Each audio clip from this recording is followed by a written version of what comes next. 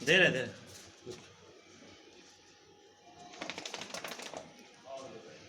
चलिए फिर मुलाकात होगी, फिर मुलाकात हो, फिर मुलाकात होगी, जब आपने आप भोग